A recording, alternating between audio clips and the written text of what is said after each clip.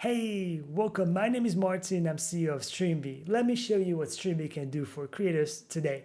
So imagine you're a content creator who streams on Twitch. So we offer you a very detailed report of what happened during your stream. So you can kind of see what could be improved, what went wrong, and you can take some learnings from this.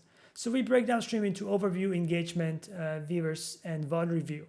Overview is boring, like it's the TLDR stuff, but it gets interesting in engagement, where we tell you how many of your viewers have sent 0 messages, how many sent just 1, how many sent 100 plus, and also which were like the most active moments where people were engaging, how many emotes they used, what was the total word count.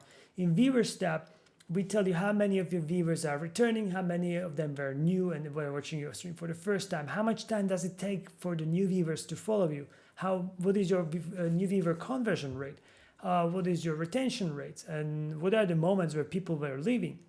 And then in VOD review, we actually bring all of those things together. We show you individual moments of your stream that were the best performing or the worst performing. In case here, the green one is the best performing, where you can see you had the most viewers, most followers, and most subscribers gained. So that one really great.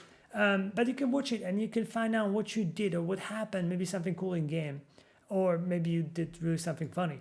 Or then there's a really bad moment here at whatever it is, 59 minutes, where everything went wrong. We had the least viewers, the least followers, subscribers, etc., etc. So you can rewatch it and maybe find out you were AFK, you were staring at your phone and not talking enough, and you can fix that mistake next time.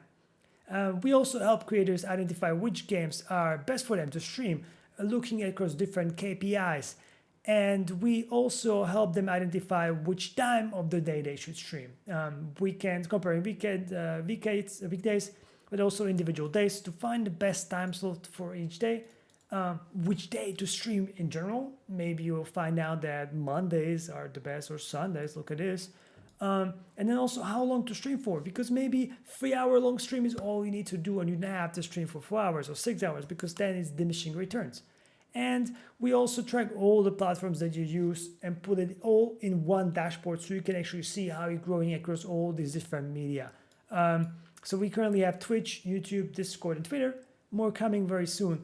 And you can see it for followers, but also impressions. And yeah, there's some more stats. And that's what we're doing today. There's so much more coming.